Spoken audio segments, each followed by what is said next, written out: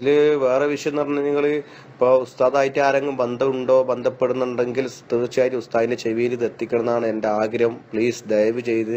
കാരണം ഇനിയിപ്പോ അവിടെ കാലി പ്രശ്നം വലിയൊരു പ്രശ്നം ഉണ്ടായിരുന്നു. ഇനി ഒട്ടും ഇപ്പൊ ഞാനിപ്പോ വിളിച്ചിട്ടാകുമ്പോൾ അന്വേഷിക്കുമ്പോഴും പറയുന്നുണ്ട് ഇപ്പം ഇനി ഒട്ടും ഖാലിയാക്കാൻ വേണ്ടി ഞങ്ങൾ ഒരിക്കലും ഞങ്ങളെ അറുത്തിട്ട് അവിടെ ഞങ്ങൾ മരിച്ചു വീണാലും ഉസ്താദിനെ ഖാലിയാക്കാൻ വിടിയില്ല ഞങ്ങൾ. കാരണം ഇതുവരെ ഞങ്ങൾക്കൊരു പ്രതീക്ഷ ഉണ്ടായിരുന്നു ഇലക്ഷൻ കഴിഞ്ഞ് ആക്കണം എന്നൊക്കെ പ്രതീക്ഷ ഉണ്ടായിരുന്നു. പക്ഷെ ഇനി ഒരിക്കലും ഞങ്ങൾ കാരണം ഉസ്താദിന്റെ പേര് പറഞ്ഞിട്ട് അവിടെ വോട്ട് ചോദിച്ച് അവിടെ കോൺഗ്രസ് സാറ് ഉസ്താദിന്റെ എതിരാളികൾ എന്ന് പറഞ്ഞിട്ടാണ് അവിടെ വോട്ട് ചോദിച്ചത്. അതുകൊണ്ട് അവിടെ അവർ ജയിക്കാൻ കാരണം. അതുകൊണ്ട് ഇനി ഉസ്താദിനെ ഖാലിയാക്കാൻ വിടിയില്ല. ഉസ്താദിനെ ഖാദിന്റെ പ്രശ്നത്തിൽ അതൊക്കെ ഞാൻ ഇപ്പോൾ വിളിക്കുമ്പോഴൊക്കെ ഗ്രൂപ്പിലൊക്കെ ഞാൻ കേൾക്കുന്നുണ്ട്. പല ആളായിട്ട് ഞാൻ ബന്ധപ്പെട്ടിരുന്നു അവിടെ.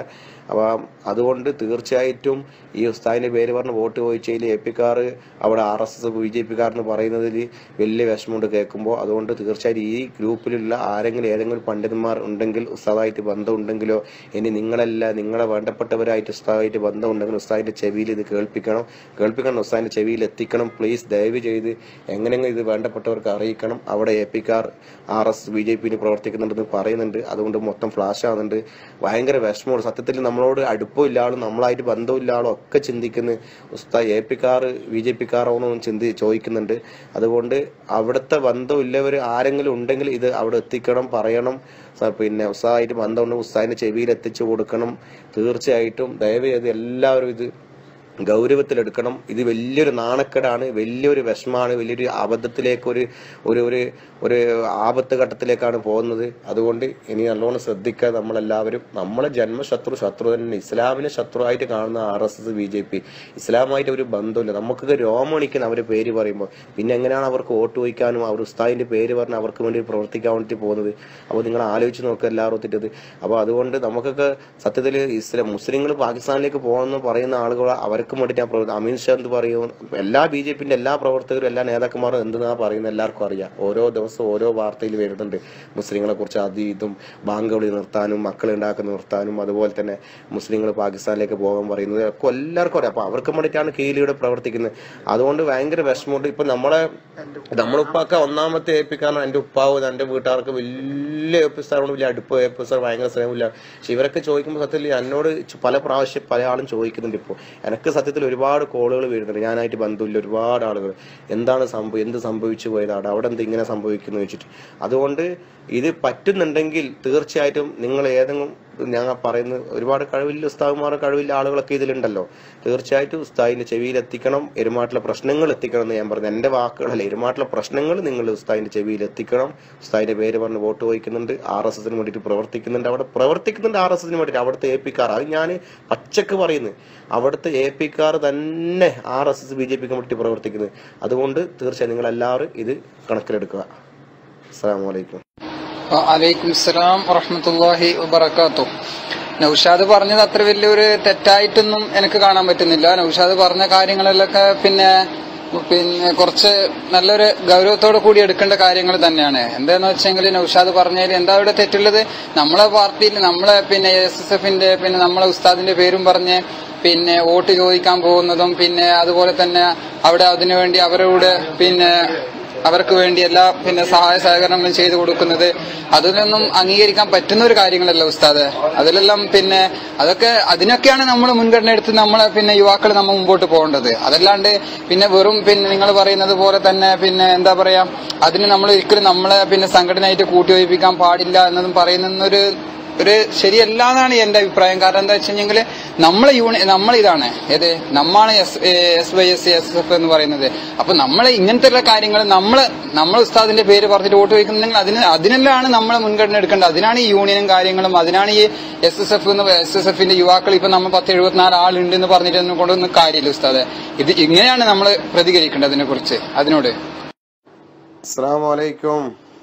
അത് മാറിപ്പോടാ ഞാനിട്ട പോസ്റ്റ്. ഞാൻ വേറൊരു കൂട്ടുകാരുണ്ട് എറണാകുളത്ത്, അവനിട്ട് കൊടുത്താണ്. അത് മാറിപ്പോയി. അതിന് മറുപടിയും തന്നു നോമീത്. എന്താ വിശേഷമൊക്കെ? സുഖമല്ല എല്ലാവർക്കും? ഷിയാബേ എവിടെ? ഷിയാബ് നീ പാണത്തൂരുണ്ടാ? എന്താ ഷിയാബേ ആകെ നാണക്കിടായല്ലേ? എരുമാട്ടിലും പടിയാനിയും കുഞ്ചിലൊക്കെ ഫുള്ള് APക്കാർ BJP RSSന് വേണ്ടിട്ട് പ്രവർത്തിച്ചിട്ട് BJP ജയിച്ച് പഞ്ചായത്തൊക്കെ ഭരിക്കുന്നുണ്ടല്ലോ. ഇപ്പൊ അവിടെ ഭയങ്കര നാണക്കേടല്ല, തലക്കെട്ടൊക്കെ കെട്ടിയിട്ട് കുറെ APക്കാർ ഭയങ്കരമായിട്ട് BJP RSSന് വേണ്ടിയിട്ട് പ്രവർത്തിക്കുന്നുണ്ട്. ഞാനവിടെ ഉണ്ടായിന് ആ സമയത്ത്, വോട്ടിന്റെ സമയത്തെല്ലാം. ഇപ്പൊ ഞാൻ ഗൾഫിലുണ്ട്. ഭയങ്കര പറയിപ്പിച്ചു പോയി എല്ലാവരോട്ടാ.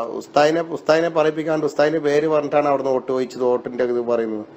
ഭയങ്കര മോശമായി. ഇപ്പൊ നമ്മളെ ജന്മശത്രു RSS BJP അവരവിടെ പോയിട്ട് വോട്ട് ചോദിക്കുന്നതും പിന്നെ കുറെ മൗലാക്കന്മാർ അവിടെ പോയി പ്രവർത്തിക്കുന്നതൊക്കെ. വലൈക്കും അസ്സലാം.